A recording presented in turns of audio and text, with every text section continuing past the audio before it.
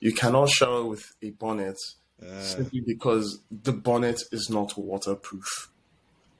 What happens when water goes onto silk? Yeah. It ruins Silk it. doesn't. Does it? I don't know. Maybe. To be fair, I don't know enough about silk to give a helpful contribution to this conversation. Yeah. Fair enough. Welcome to the dish. Hope you all are doing well. We have a guest today. I'll introduce her shortly, but as we usually do, we'll go through the appetizer first. Be at ease, bro. I always tell, like, literally the first thing I usually say to every single guest that comes on the dish is that this is the most serious podcast you would ever go on in your entire That is because I'm not serious. Life. Yeah, exactly. Literally, just do as you do. Most unserious podcast you will ever go on or ever listen to in your entire life. Anywho, so appetizer. What is your standard McDonald's order? Who's going first?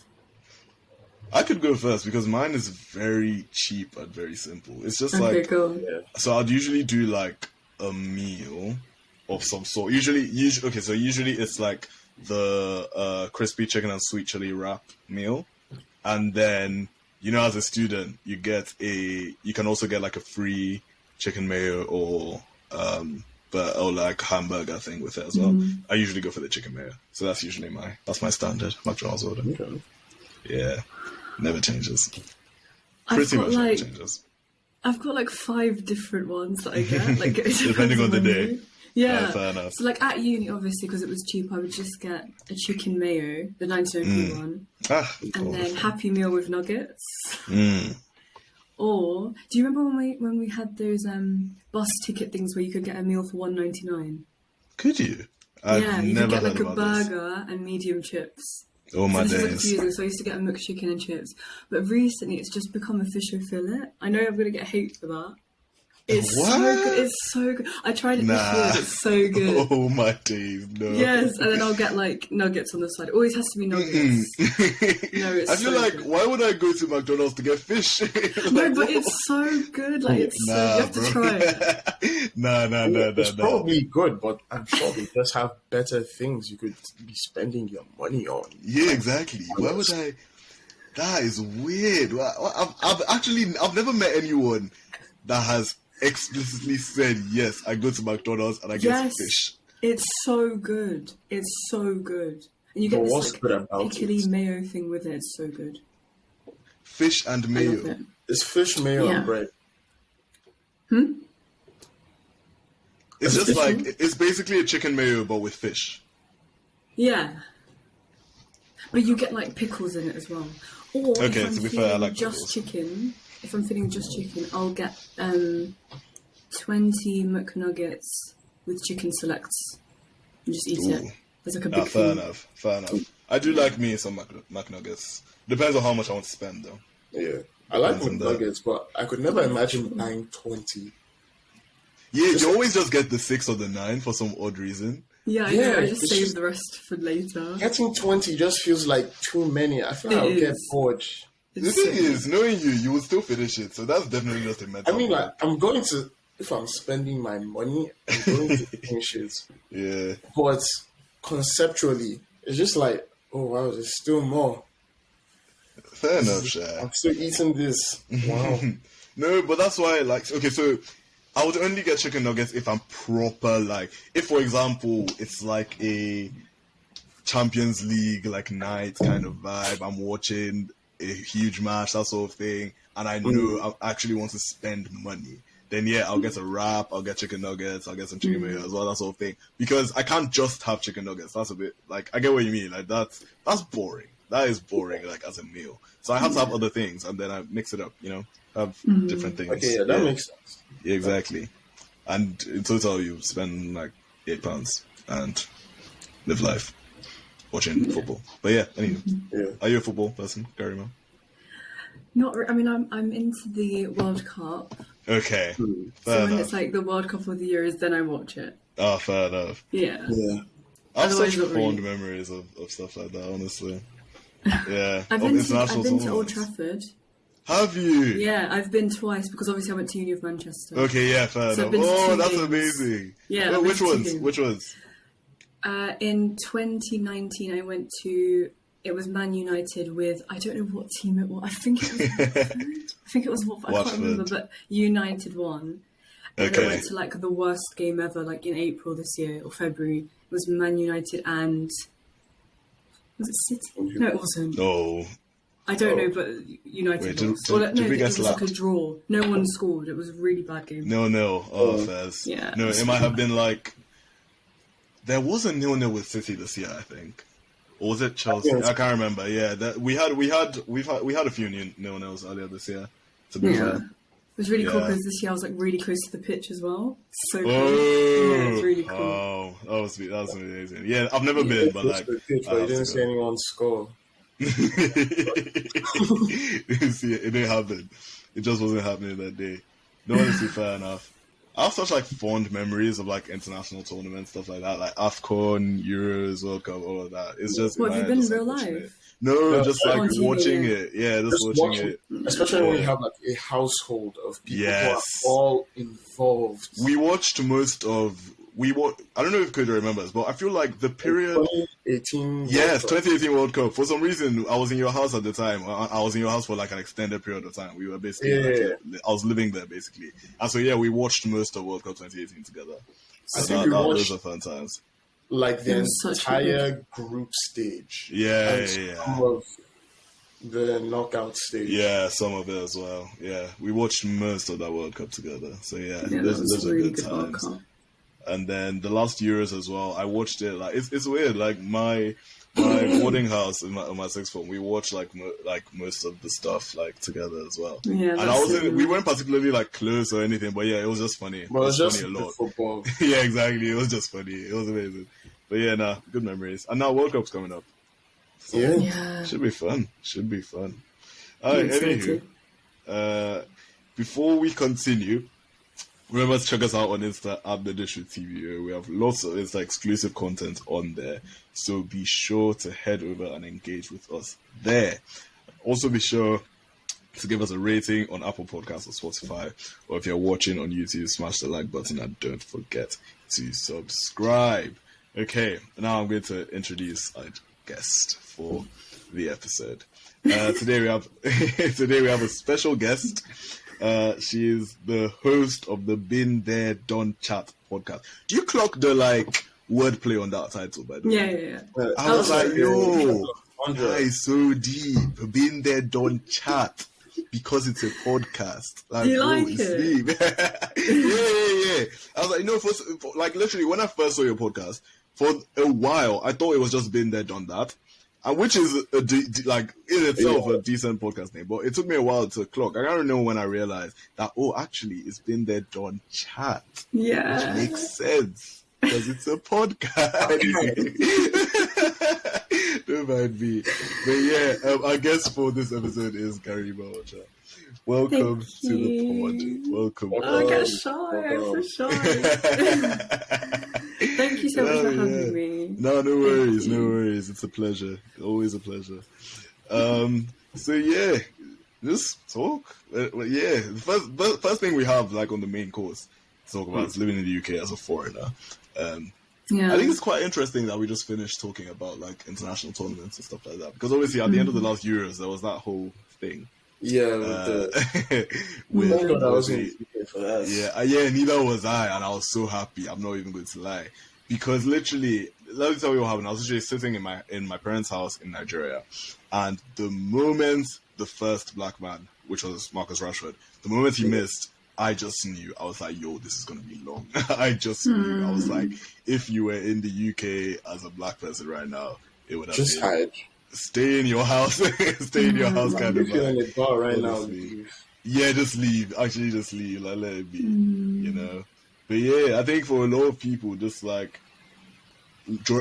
in the UK as just minorities, generally speaking, I think it's quite I personally think it's interesting, the way people have different experiences, stuff like that. Unfortunately, usually underlined by some common themes and stuff like that. You grew up here, right? Yeah, I was born and raised here. So I was born in London. Cool. What was that like? Been here the whole time. Yeah, it was alright. I mean, I went to quite a mixed primary school, and where I was born, it was quite mixed as well. Like, it was full of brown people, basically. So, like, you know, so we had loads of culture, and I never really felt as a minority until I moved out. So I moved out of London, which is quite a white area. And that's when I really felt, you know, like I was proper minority. At the age of 12, I moved out of London. Cool. But yeah.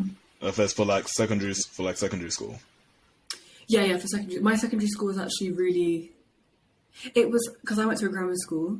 Right. So it was basically, I'd say, 40% white girls, 40% like South Asian girls, and then the rest was just like other minorities or whatever. So that, again, I didn't feel too kind of... but then, I don't know. And then even my university, I went to Manchester, which is also really mixed. So the different schools, not in the schools, but maybe like the places I've lived, I felt a bit like a minority. Yeah. No, I can imagine. I think it's always interesting, like I said, because I remember there was this thing I watched. It's almost like a barbershop podcast where they basically they get all these athletes on, and they're basically just cutting their hair and they're talking at the same time, which I think is quite cool anyway. Or not only athletes, but athletes and other people as well. So I think Daniel Kaluuya was on it. Oh, I love him so much. Yeah, he's amazing. Yeah, he's just great. He's great. And he was talking about how, as a minority in England, he has really struggled to he was basically saying that because he grew up here, you obviously somewhere's your home, you have a natural affinity for it, right? So there are times where he really gets in touch with England, and there are times where you really love England, and you're really this is my country and stuff like that, as signified by the Euros, right? One of the most amazing things about something like the Euros, something like the World Cup, is the way everyone in the country comes together, and they're go England and all of that. Very cool. And then to him, it's a thing of stuff like what happened at the end of last Euros happened, and then he remembers, there's that kind of divide. They would never fully accept us as English the minute we make a mistake or whatever. And I just wondered, do you have when with those words, hearing those words, is there some do you get what I'm trying to say? Do I kind of... Yeah. No, I definitely do. I think I was talking to my friend about this recently on a phone call. She's also Indian like me. And she always says how... I don't know, it's hard as well because obviously both of our parents are immigrants as well. So it's... I think everyone talks a lot about maybe being a mixed race or whatever, but no one talks about dual nationality like you said. Because obviously, I'm born and raised here. I've been instilled with, British values, and I know about this culture, whatever. But then I've got my parents who immigrated here who are Indian, so I've also got those Indian, and it's hard to balance them both. And so you don't feel completely within each one. So I don't feel completely Indian because obviously I've been brought up here, and then I don't feel completely English because, I do have different values and stuff at home, which I don't have outside my house, basically. So it is kind of hard to switch and know where you fit in, because I haven't felt like I've fitted in properly in either, to be honest. I honestly feel that. Hard. I honestly feel that. I feel like with so for example, me and Koyejo, obviously we came here when we were 16 when we came here. So, we were 16. Yeah, so it's not like we didn't grow up here per se. But I think just the difference, oh my days, it's such a culture shock where you just switch over, and you're just oh, this is weird. It is weird. It takes some getting used to. It's everything, even the little things like the humour. Oh my days, yes. I was going to ask you both about that because on my first ever episode, I brought on my friend Paulina and then also Victoria, and they had immigrated as early teenagers, 11 and 13, from Russia and Poland. So I asked them what was one of the biggest differences or culture shocks that you'd had here, and both of them said British humour. They just didn't understand sarcasm. They didn't understand why things were funny, when they were in a crowd of people, why would they laugh and things like that.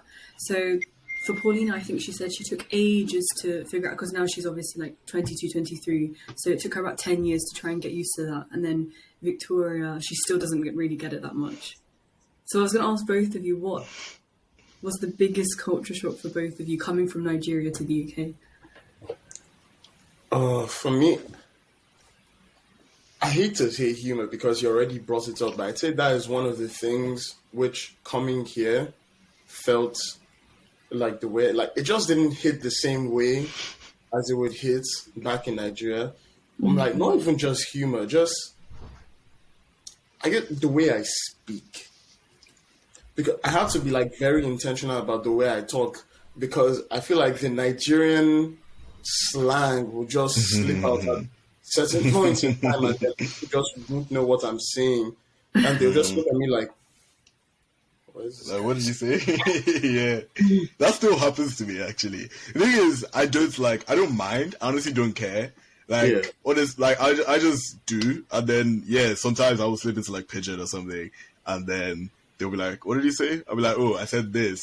Translation for you because you don't get it. Yeah, this, it's like your own country's inside jokes. Yeah, exactly, you know exactly. But like, it's weird when you're the only person present who gets the joke. Yeah, I hear that. I think I was helped a bit by the fact that, I think Koyejo as well actually, but I was helped by the fact that I wasn't the only Nigerian in my sixth form. We were about 5 or 6, I think. So we weren't many compared to like, there were like 200 and something in my year. So we were not many at all. But we shout at each other, and so the other like Nigerians in my year, I'd speak pidgin, would just vibe, share. And then there will be times where obviously we're just like, so the thing you say about humor, there's times where we make jokes and we'll be laughing, and people will be wondering like, what is going on? Like, what is funny? Like, exactly. They don't understand, but it is what it is. No, Another thing as the well. humor's a big one. Yeah, humor. I think maybe, obviously, I mean, both of you came at 16, but they came at early teenage. They said the school system was crazy different. So they essentially, like, to wrap it up really quickly, what they said, they found that the British system was way easier than in Russia and in Poland. And I think my parents have said the same. So, like, all through, like, my parents and Paulina and Vicky, they all had in common, for example, they had to memorize poems off by heart, whereas in the UK, we get given it in the exam. Or, like, they wouldn't really have calculators in exams ever. They'd use their brains for maths, whereas we've given calculators everywhere. Whoa. So lots of things that they thought that the British education system was way easier, although the jump from GCSE to A-level is quite big. It's also, quite big, Yeah. I think for us, we went to an international school, so we kind of, like, back in Nigeria, our secondary school, we went to an international school, so... Was it like a British system? Yeah, it had the British curriculum and everything, so we didn't have to deal with that. Yeah.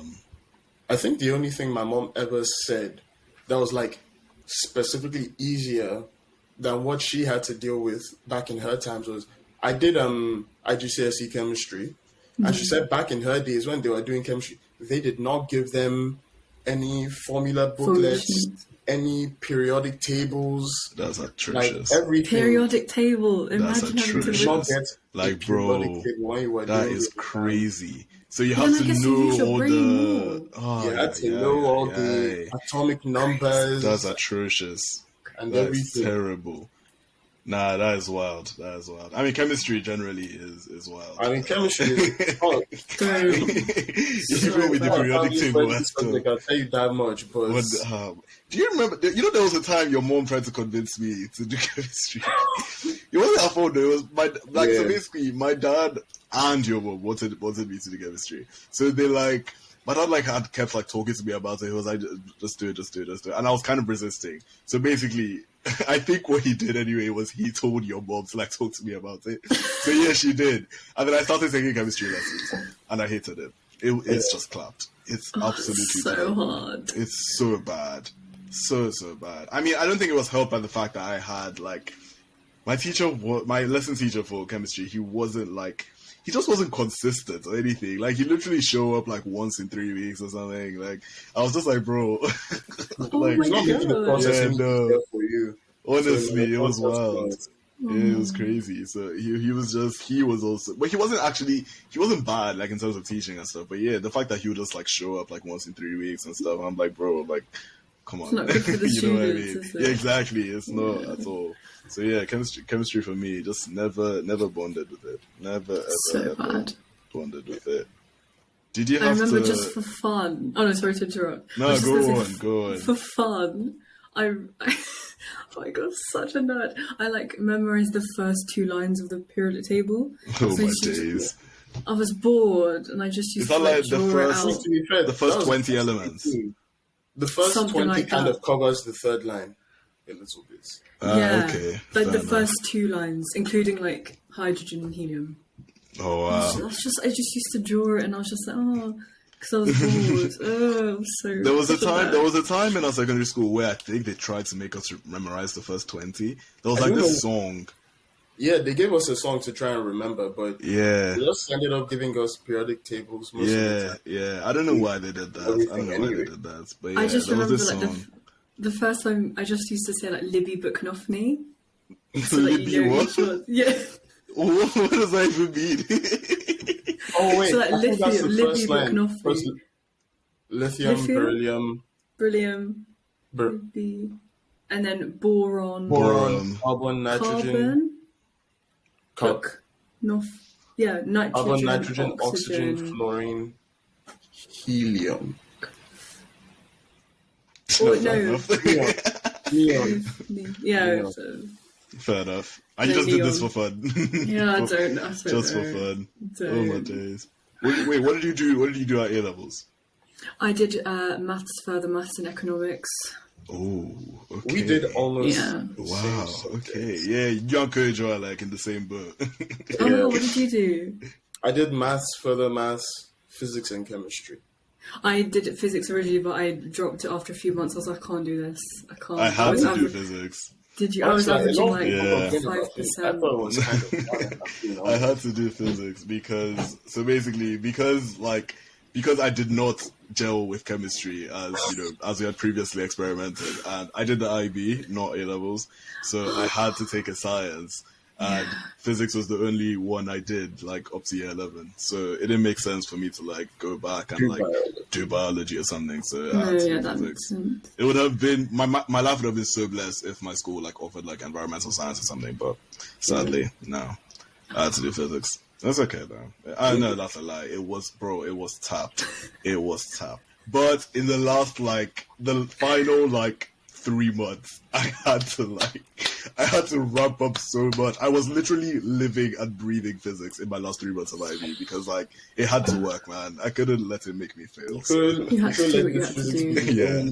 Thing that drag you down. Yeah. I couldn't deal, man. Literally you'd see me at lunch doing physics. It was so bad. It was actually so bad. People would come up to me, they'll be like, Tenny, what are you doing? I'm like, I'm doing physics. Bro, it was so bad. But we got it done. We got it. Good. We got it done. So it's fair enough. That school is wild, man. I feel like in sixth form, the thing is, there's so many. There's one thing my parents always told me, which I maybe didn't fully appreciate until it actually happened, is that when you when you go through any transition period, things are already kind of a lot of things are changing, right? So there are a lot of things you need to come to terms with. Made worse by the fact that if you're a minority, for example, and you're all of a sudden in a place where they're less minorities and stuff like that, or you're coming from Nigeria like we did, and you have to start dealing with the teachers have different accents, all sorts of things. There's just so much going on, and it's whoa. Did you go through any transition period where you were okay, this is actually mental? For me, okay, yeah. Yeah, either one, anyone go. Most of my teachers were British anyway, so it wasn't really that deep in terms of. There was this one teacher who I won't name any names, but she left the school anyway after our first year of A levels. But I feel like she just hated all of the black guys in that class. Oh my days! I mean, I don't know if it's just me, but I am so sure if I call up a single other guy who was in that class, she'll just be like, yeah, she hated this guy, she hated this guy. I mean, she didn't really hate me, but I think I was just one of the better students in the class generally. And plus, for some reason, during the summer before I started A levels, we just had a lot of time with my house. So my mom just said, you know what, you're starting A levels early. So I already like knew the first term's worth of work. Oh my days. Like that just made her like me more than yeah, because you were ahead. But everyone else, the way she would just like call them up to answer a question when they clearly didn't know it, they didn't have a clue in their mind. I was like, man, what's the point? I'm actually thinking about it now. There was one German teacher or a teacher at my school. She wasn't. No, she was English. She was English, but she taught us German. I think, or I don't think it was German. It must have been a different subject. And she hated anyone who wasn't white, basically. Oh wow. Yeah, she only liked the white girls. Oh no, that is crazy. But then if you were like not white but quite smart or advanced in the subject, then she would like you a bit more, but still not as much as I've done nothing wrong. I haven't done anything wrong. I'm trying. Honestly, I remember that we had this teacher as well who was just like, she was. This is the thing, yeah. She never, and this is the thing. I feel like people may not get. Like, I feel like when you say you had a teacher that had like race things going on, people expect that like, oh yeah, she said, oh I don't like black people, whatever. No, it wasn't like that. But subtle. It's just things like you're just like question mark. Like, what are you doing? You get what I mean? Like. She was so clearly, like, she had favorites, yeah, and it was clear. And all I'm saying is, if all the favorites have a common feature, then I mean, what's going on? You get what I mean? Like, she had favorites, like, so clearly, like, oh my days. And anywho, there were just also too many times where we were just like, what's going on? Like, then again, honestly, I'm not even going to lie. I can't even say for sure that, she was racist or whether she was just a bad teacher. Because honestly, wow, she was something. She was something. That's all I can say. A common denominator. Yeah, no, but she was interesting to say the least. And it was wild. It's just like, there were just too many times where she just like, yeah, I was just like, what's going on? I don't understand. Like, you're so like preferential towards like certain people, and I'm like, it's like at least try to hide it, please. Yeah, exactly. I was like, okay, whatever. To be honest, thinking about it, yeah, no, I think she just had favorites, and I mean, anyway, let's talk about that. All happened to. Yeah, they all just happen to be. Share certain. Yeah, exactly. They all just so happen to be white girls that were her favorites. And to be fair, some white boys. But yeah, anywho, none of my business. I'm never gonna see her again in my life, so my business. But yeah, I think sixth form is an interesting time. Generally speaking, school can be weird. School can be weird. Very small thing of my sixth form experience it was weird for me at first when I got there, but then I kind of just got used to it.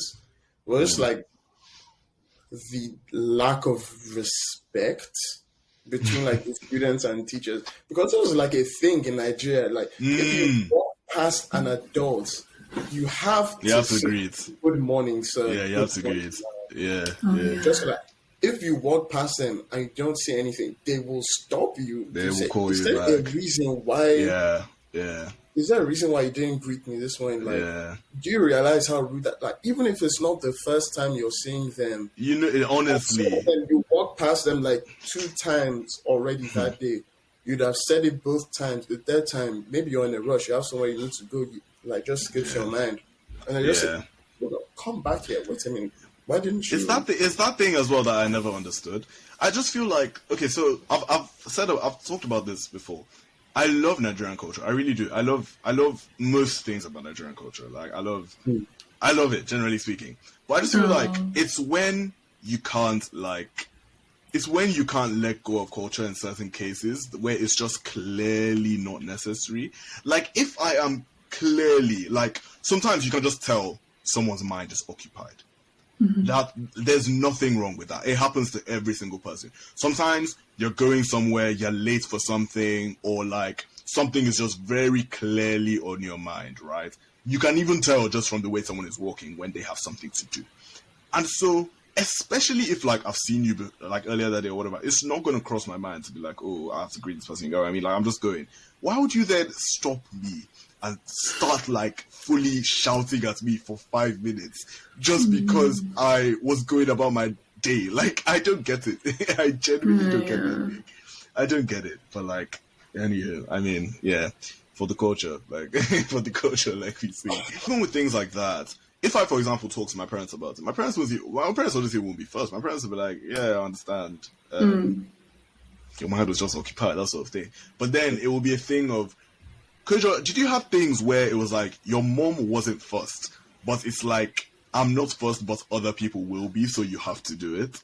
In terms of people from my culture as well, outside. Yeah, exactly. So I think I do. I can't pinpoint a moment, but I definitely have felt like that. For sure. I'm just like, maybe my mum doesn't care too much, but I know maybe other people's, or like their parents might care or judge. Yeah, exactly. Or things like that, generally speaking. I feel like that's how it is sometimes. Like, if you go to your friend's house, make sure you don't do this with their parents, because it'll make it look as if you're rude. Yeah. Or like you're being disrespectful. Yeah. And then sometimes you now bring me back to that, and you now make me look as if I don't know how to teach. No, that's very like it, yeah. Which is honestly fair enough, because I think like between you and your parents, like, obviously you have a relationship with your parents, so I get that. Like, obviously you can't treat other people the same way you treat your parents. That's what I'm saying. I get that, obviously. I think it's just sometimes it wasn't fully understood like how difficult it is. If I don't do something, if like my parents don't care about something, it is not easy to like then go out and be like, oh yeah, like this person is going to care, so I have to like, you get what I mean? Like you're just living life. You're actually just living life. So do you like, care more about what your parents think? I think for me, I think sometimes things are just fully like unnecessary. Like I understand that. So for example, there's this thing with like Nigerian culture that you can't use your left hand to like, for example, if you're like you're giving something, you're receiving something, even like greeting, whatever, use your right hand, all of that. So I fully understand. Like some people have been raised in that their whole life. It would be very hard for them to then say, oh, actually, the world is moving on. Like I don't care anymore. You get what I mean? Like that's very hard. I feel like even people who try to be like, oh, it doesn't matter, like in their head they still look, you think that's a bit like, you know. So it's not that I don't care about what anyone thinks apart from what my parents think. I think at the end of the day, like I do try my best to be like respectful, you know. And I feel like generally speaking people would describe me as a respectful person. I just think there are times where some people are actually begging it. Like, so for example, to use the hand example, if for example I'm carrying something in my right hand, and even like, so most of the time, if I wanted to greet someone or something like that, I would remember, because that's just how I was raised, right? I'll remember to switch what I'm carrying over to my left hand and to use my right hand. But in the occasion that somehow my mind is again confuzzled and I don't remember, I don't think it's necessary to fully like shout. I'll be shouting for like 3 minutes because I use my left hand. You get what I mean? And these things rarely, to be very fair, these things very rarely happen to me. But I do remember that you'll see these things like happen to other people, and you're just like, bro, like, it's unnecessary. Like we've got some stuff in our cultures. I don't know if it's like an Indian thing or like a Hinduism thing, but we don't put books on the floor. Because it shows, because basically with books give us knowledge, right? So we should respect them. We shouldn't put them on the floor, basically. Right. So I've always just followed that just subconsciously throughout my life. And I remember telling one person that I know, we don't know each other anymore, let's just say that. And this person was also white, but on purpose, they would stand on books and like throw them up just to like say, it's not doing anything, just like, okay, I understand it's not in your thing, but that's like, just to kind of just you're doing a bit too much now. Yeah, just to, if that's purely just to like get at you, no, that's. And it was actually really sad because obviously like, my parents don't really shout or anything when it comes like they just kind of tell you, and then they just live how you want to live, whatever. So they never say like shout at me for putting books on the floor ever, because I remember I did once and just like they don't really say anything. But they just did that to me just on purpose, just to make me feel guilty. And obviously I was feeling a bit homesick at the time as well, because I just moved to New York. It was like halfway through the year or something. That's crazy. And it made me sad. Like I was. Oh no! Like, yeah, no, that's bad. Yeah, that's bad. It's hard, isn't it? Like fusing the two worlds. Like so, even with like the greeting thing, I used to genuinely like walk around my sixth form. Anyone I see, I'll greet them, just because that's how I've been conditioned. Yeah. That's how I've been raised. You know, and there are so many times where I'll greet someone and they'll be like, "Why are you greeting?" Okay, they'll be like, "Okay," yeah, but it's normal in your culture back home. Yeah. So that's how it is. But yeah. It is difficult, and it's just remembering. But I mean, it doesn't harm anyone if you greet like people, you know. But yeah, it is difficult sometimes. Just for sure. Koyejo, we can say something. I can't remember. Oh no. One thing, back to the greeting thing again, that I just found. It's not like a weird thing, obviously, because it doesn't matter. It's like the way people just used to like go up to teachers, be like, "Hi, sir." Hi. It's like, you know? It's like, or like when they call teachers by their first name, it's like, yeah, you're like, what? Like, what? You did what? Like, honestly, you just be like so shocked. You'd be like, what did he say? What did he say? What did he say? No, but yeah, so yeah, huge culture shock. Very, very big culture shock coming to the UK. Honestly feel that. I feel like it's almost, it's not necessarily two ends of the spectrum, because in their own rights, like, you know, in the UK, they have their own form of respect, I guess.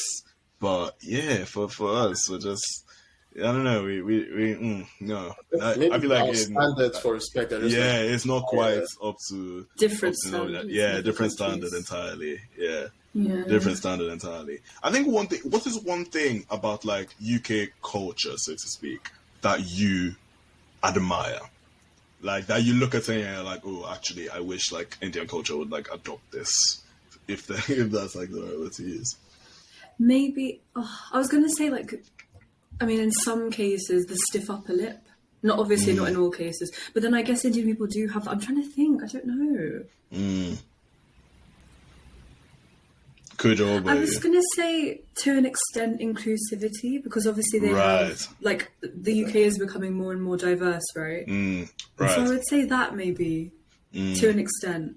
Yeah, I hear that. Because obviously you are going to get racism here and there, of course. Yeah, it does happen, doesn't it? Yeah, I don't know, maybe that. I feel like to some extent, in UK culture, you can like communicate with people older than you. Oh no, that's they will genuinely listen to what you're saying, as long as you're not being out and out rude. That's the one. Like you can disagree what they're saying, and they won't say, well, I'm older than you, so respect what I'm saying. Yeah, no, I like that. Everyone's equal to an extent. Honestly, that was exactly what I was going to say. For me, if there was anything at all, which I would look at as, you know, normal in like the UK, which I would wish, you know, could be normal in Nigeria, it's be the fact that you can stand up for yourself, be perfectly respectful doing so, and it's just taken as constructive criticism, and you move on with life. I feel like in Nigeria, and I used to struggle with this thing so much, because like generally speaking, the kind of person I am, I hate when I feel like there's been an injustice onto me. Like it is the worst. It is like asking me to do the hardest thing possible if I feel like someone is being unfair to me and I'm meant to just keep quiet. You know what I mean? Like at the end of the day, it is literally so difficult for me. So maybe even worse when it's like a teacher, it's like someone older than me anyway, and I'm like, and I would literally in my head think about, okay, we have to be respectful about this, we have to be respectful about this, and I'll tell them, sometimes I would even say with all due respect, like this, and this, and they would literally just go off again, start shouting. I'm like, all right, cool. I'm just like, all right, no worries. Forget I said anything. Forget I said anything. Yeah, you're supposed to like take all of this sitting down. Yeah, it's crazy to me, because I don't get that. I don't get that. I get that Nigerian culture has a huge thing about age, all of that. Yeah, but we have that too. Yeah, I don't see why that does not impact your ability or inability to be wrong. You get what I mean? Especially remembering there were times, bro. People like want you to conveniently forget. There were times that teachers used to do crazy things. They used to do crazy things. There was a time that my physics teacher straight up lied. He just lied in my parents' conference. He just lied. Oh, like literally, God. bro, because of this is the thing. I always used to be very careful about my physics class because I knew that he didn't like me. And when you know a teacher doesn't like you would be on edge. You'll be like, okay, cool. Like, I actually need to just try. You get what I mean? So I'll just be there. I'll try my best to, like, just be calm. Most of the time, he will still find a way to, like, send me out or whatever if I did something, and I'll just be like, okay, cool. Like, whatever. I'll go outside. I'll come back in. I'll just try my best. Because at the end of the day, I was struggling with physics. So I needed as much help as I could get. So I'll literally just be there trying. Anywho, we come for parents' conference, like, this one term when I was in, like, year 10 or year 11. I can't remember.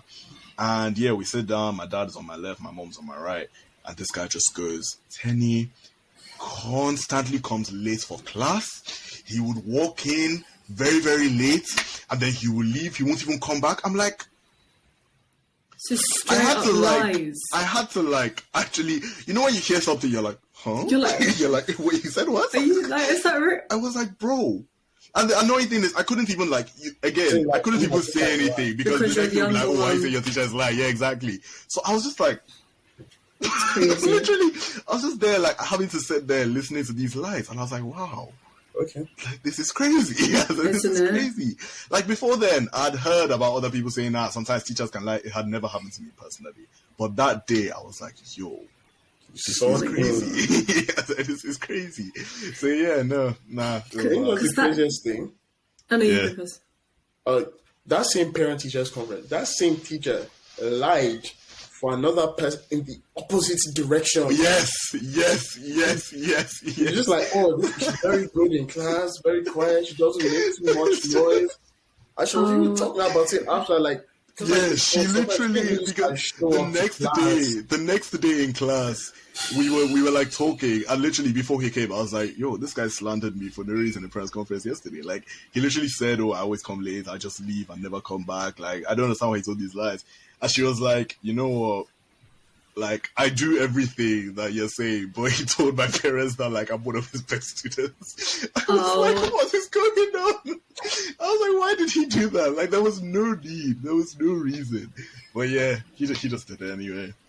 He just did it. Like, I think as well, like, it can give an incentive for people who aren't that nice to take advantage of that as well. Because they're older, they know that they're going to be respected, so they can take advantage of you that way. It's just crazy. Do what they want. It's crazy. I've never felt so slighted in my 100%. I love that about British culture. That's what I like. Because I know one of my friends, they say that in their family, all four of them, so siblings and parents, they're all equal in the family. Everyone gets to say always in everything. And they find it quite healthy in their family to, to argue and stuff with each other because everyone gets a say and they learn how to stand up for themselves, basically. So I quite like that, to be honest. Yeah. And I'm going to go even further and say that it's actually potentially detrimental. I know that's a wild statement to make because it's seen as such like a corner piece of our culture, right? But hear me out. I remember one thing, because I want to go into like the law profession, I don't know for how long, but I will want to qualify as a lawyer, and that would involve doing 2 years of a training contract. So that is, I would probably do more than that, but that's the minimum amount of time I'm going to spend in that field, right? So one thing I do sometimes, which my dad's very helpful in setting up, is that sometimes I talk to like someone who's there, someone who has been there, just to like get a mentor, so to speak. And I remember speaking to this mentor. She's Nigerian as well. She worked in like a really prestigious law firm. I was just asking her for tips and stuff like that.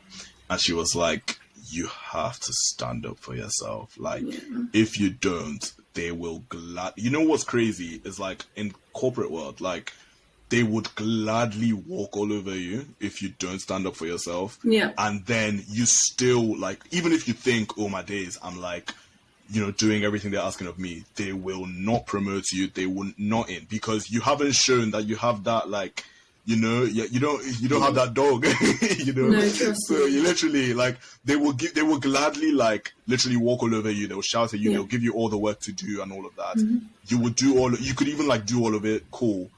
But at the end of the day, they will still just think of, well, he or she is just here to, like, be the lap dog, and no, we can't promote them because, like, they don't have that. So yeah, you have to stand up. Like, obviously, there's a level of, like, obviously, if this person is a partner, they ask me to do something, like, yeah, it's in your best interest to take that up or whatever. But if you feel like an injustice has been done, you have to be very clear in communicating that you believe so, because if not, they would actually think that, well, you know what, we're just going to walk all over that. You're just going to take it. Yeah, we're just going to down. True.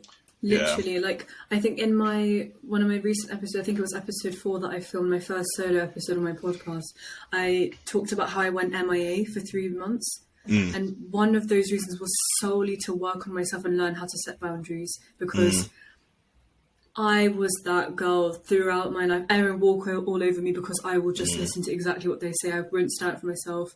And I used to think that was a good thing. I was like, no, but I'm nice. No, it's not. You just look stupid. You just look stupid. And also, it kind of builds up a sense of resentment towards you, because it's just like, Garima will do that. Like, she's actually just ridiculous at this point.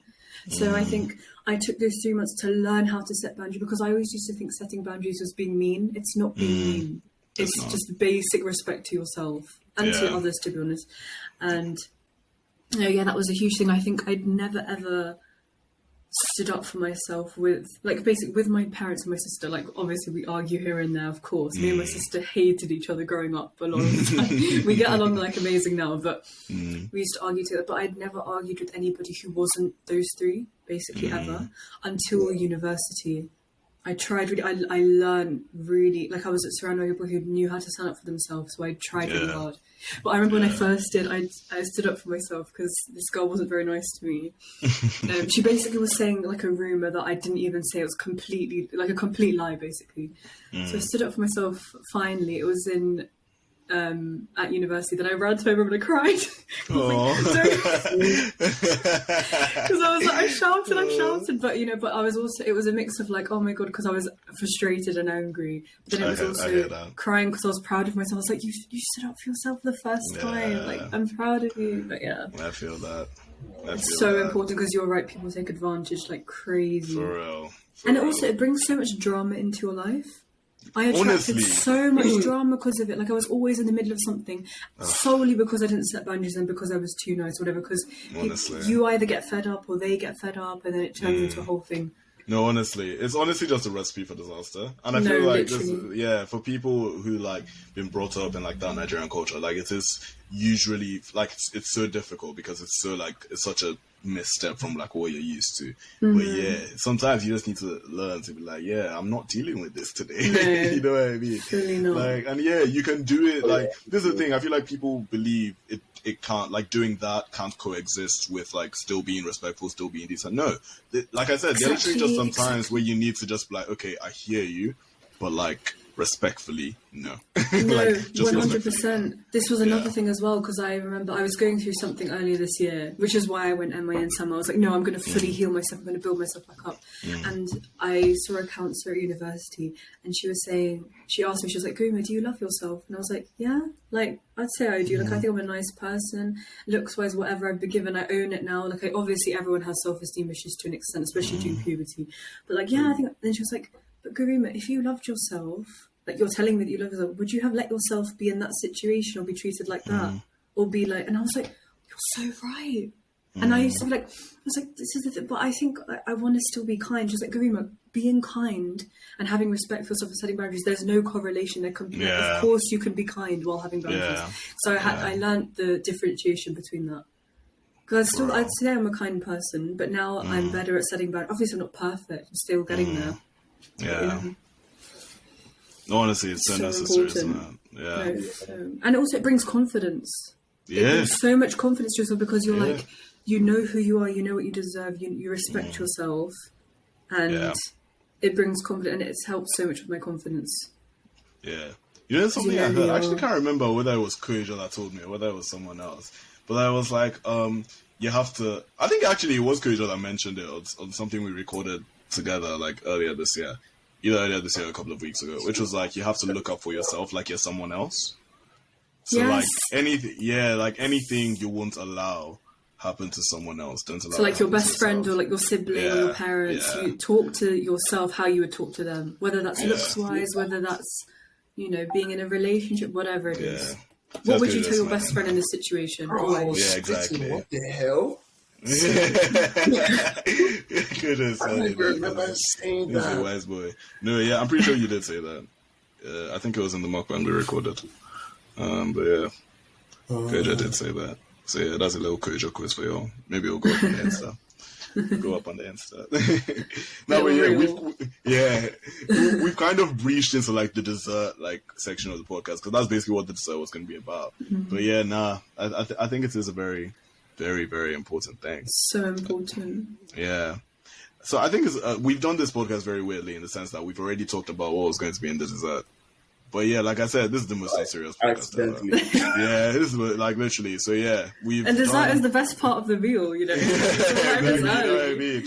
So we've done appetizer, main course, dessert, without even talking about your podcast. Yeah, no, we need to talk about her podcast. So like now, okay, that could be the dessert. That could yeah, sure, let's do it. Because now it's really weird. You like.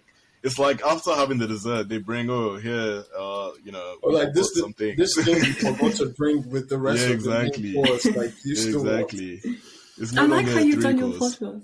I like your podcast because I like how it's like appetizer, main, and dessert. Like I remember when you sent me the notes before. It's so cool. Thank you so much. I would love to say that I was smart enough to think of it like when I called it the dish, but no, it's just come as it. Koyejo is my witness, honestly. I don't even remember why we called it the dish. Like, you literally. Just looking for a name. Yeah, literally. Is it like the tea? No one on the first episode. Yeah, I guess something like that. Like gossip. Yeah. I think that's like, I guess that's because literally, like, I literally told my friends, I was like, yo, I'm starting a podcast. They were like, okay. I was like, I need, like, name ideas. A name. Yeah, and literally all of them were like, okay, like, we'll think of some. But none of them came up with anything. I was like, okay, guys, in the meantime, I'm going to call it the dish. And they were like, Tenny, that's a terrible name. I was like, okay, man, come up with a better name. I was like, come up with a better name and I'll change it. But none of them did. So yeah, with time, we kind of then, I've kind of then thought, okay, like, yeah, we will make it like a food themed kind of thing because I love food. I like it because I think every podcast has their own kind of USP, and that's your one, obviously. Or like, let's move on to the dessert, all that stuff. I don't have one for mine, and I've been trying to think for ages. Like, I know some podcasts they start with like a shot before they talk, or like other ones they've got like obviously. Do you listen to Diary of a CEO? No, I don't. I've heard of that podcast. I have heard of that podcast. Wait, who runs Diary of a CEO? Stephen Bartlett. Okay, no, yeah, because I've definitely heard of that podcast before, yeah. He is I've heard of it, I always see it. Yeah, I think recently, about 2 weeks ago, it was like #1 podcast in all of Europe. Whoa. Amazing. He makes like over 2 million from it every year. It's incredible. Whoa. That's a good podcast. It's amazing like how the podcast business is going, honestly. It's crazy. It's crazy. But it's nice though because I think it keeps everyone creative. Yeah. It's a nice hobby to do in your free time. Honestly. I've always told people like, and people think I'm joking because I started YouTube first. So I always tell people like, if I had to, even when I like retire from YouTube, I will keep doing the podcast. No, me too. Yeah. I love it because I love people and I love like having little debates like we have right now. We've talked about experiences and I love all of that. Honestly, that's all of that. So I guess you can talk about your podcast a bit for the dessert. Yeah, like was everything. So how we said, mine was I told my friends, I'm gonna start a podcast, and none of them gave me names, and I had to come with it myself. Like, no, like how did you, what was the thinking? What was the process? So before I applied for University of Manchester, that was like my dream uni at the time. Like it was either that or King's College London, and I remember. On my gap year, I was like, I've always wanted to do something to do with media, like on the side, always. And I knew that University of Manchester had a Fuse FM, Fuse TV Society. So I was like, when I go to university, I'm going to join that. I'm going to like do fun stuff with like their TV station, radio station, podcasting, all that stuff. And then I went to university And during my first year, I was terrified to join. I was like, everyone there's like so intimidating. Everyone's older because obviously I was all first year. Yeah. And I was so terrified. And then obviously when it came to like March time, obviously it was lockdown, right? So we had to move home. Yeah. And then, so I was like, oh my God, okay, I haven't joined it like I need to join. The second year came around and it was lockdown. Again, I couldn't join it. So when I came into final year, I was like, I don't care. I know that if I leave university, I'm going to regret this so much. I told myself I want to do this. So I forced myself to do it. And actually at the time, I didn't know that they did podcasting. I thought it was just radio and TV. And they said, we've got applications for podcasting your own radio station. It's like choose. And I was like, I might try podcasting because like radio, I thought I'm not a huge, like I wouldn't be good at making like playlists and stuff. Like I love like really random music and I get embarrassed by my taste. But so I made a podcast with my two friends called The Chat Room. So it was my friend Nicola and my friend Jamila. So we had like our little podcast there. And then I was like, I kind of want to start one by myself as well. Like I want to like proper make a brand and everything. It was so cool. So I decided, I think my ex at the time and then my best friend, they're like, just go for it. Like just do it. Just make one for yourself. It will like help with your confidence. Like I know you'll regret it. Like push yourself to do it. So then I decided to make it and I was such a perfectionist at the start. Like I think I recorded my first episode and then I don't remember what, like November, December time last year. And then I just released like 3-4 months later because I was just like, no, it needs to be perfect. Like I was learning how to edit. And obviously like with the logo as well, it took so long to find a logo. Like have you guys heard of, oh my God, what's it called? It's like an online, oh my God, I forgot the name. No, I need to find the name because I need to plug them because they're amazing. Canva? Oh, Fiverr. Is that what you said? Fiverr, Fiverr. Yeah, I do know Fiverr, yeah. Fiverr's so good. So I remember I just like used my student note and I was just like, can you make me like an intro please and say this? Can you make me like this logo? And I was deciding like colours and all that stuff. And my friends were like, you give off like red vibes, like colour red. So I was like, go for that. I made my theme and stuff. And then, I decided that I wanted to bring on different guests for each one and talk about different, like I had so many ideas, but like stuff happened early this year, so things were kind of delayed, but we're getting back into it now. Getting back. Yeah. No, fair enough. I was loving, like, I feel like everyone goes through that process. Like, literally, the whole day we were talking about, like, being so worried about it and, like, all the I was editing terrified. And all of that. Yeah. No, literally. And also, I decided to film it because I know filming is, like, a huge thing with podcasting. So, like, I could have easily just, started the podcast and just gone on with it with the microphones or whatever. But I really wanted it to be filmed. So, I remember I got my iPhone. So, I put my iPhone, like, I bought, like, a little... what they called, like, you can clamp it onto like a table and put your phone on like a stand. So I got one for like a tenner on Amazon. I got that, and then I asked whoever would come onto the podcast, I'd ask for their phone for like a second angle. So one would face them, one would face me, and I always wanted more angles, but it was too, difficult at the time. I just film it and no, honestly. Yes, we used to be so worried about like the edits. I used to be so worried about the editing and all that. I didn't edit my first 3 because I just didn't want to.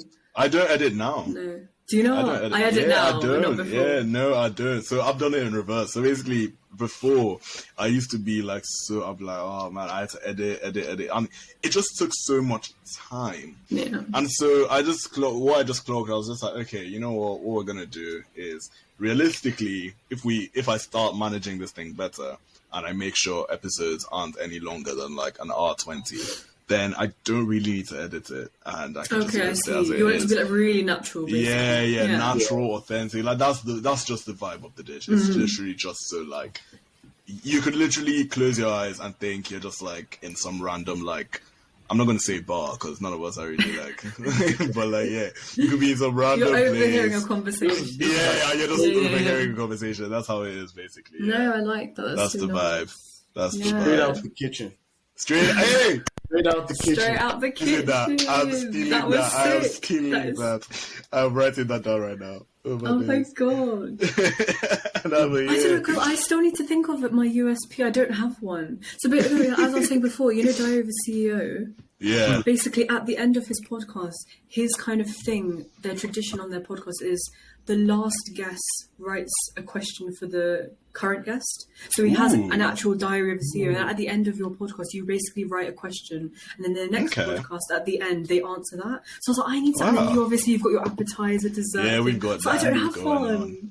Bro, because I can't think of any more like. It'll come eventually. Hopefully. Just keep going. It will arrive. Yeah. You know what I mean? You don't need to have it right now, but whenever you think of something like that's yours that you can do, just incorporate it. Yeah, just keep going. Sure. Yeah, because I'm such an advocate of that. Yeah, just go with the flow, and whatever happens, go with it. For sure. Like my intro and outro, I hated it. It was so embarrassing. Like I remember. So bad. When I'd go to my friend for like a sleepover or something, while I was in the shower, she'd just like play it on her speaker while I was like, this is so embarrassing. So embarrassing. The intro and outro was so bad. I was like, I had to get rid of it. Like it was only like the first. I remember the third episode. I like cropped it out completely. I was like, I'm not having an intro and outro. You're like, not today. No. Oh, so cringe. Bless her though for making it for me. It was a girl on Fiverr. Like she was amazing. It's not her, it's me. Yeah. Fair enough, man. That's amazing. It's amazing. I know, man. I love. There's just something about like, I don't know. It's just the authenticity of like podcasting. To me. You know, you're just talking. You're just. And I like how like everyone's really into podcasts now, and everyone's is so different. Like their own personality, their own creativity. It's so nice. Facts. We love that. I guess like the hosts are their own USP. Like you guys would be the USP of the dish, and it's nice. Everyone. No, so I think that's the best place to end the episode. Thanks so much for coming on, Garima. Thank you so much for having me. For helping out as usual. No I'll definitely have you on mine as well. Oh, invite you on mine for sure. Let's do it. Let's do it for sure. So thanks for coming on. Thanks guys for listening to The Dish, and see you next time.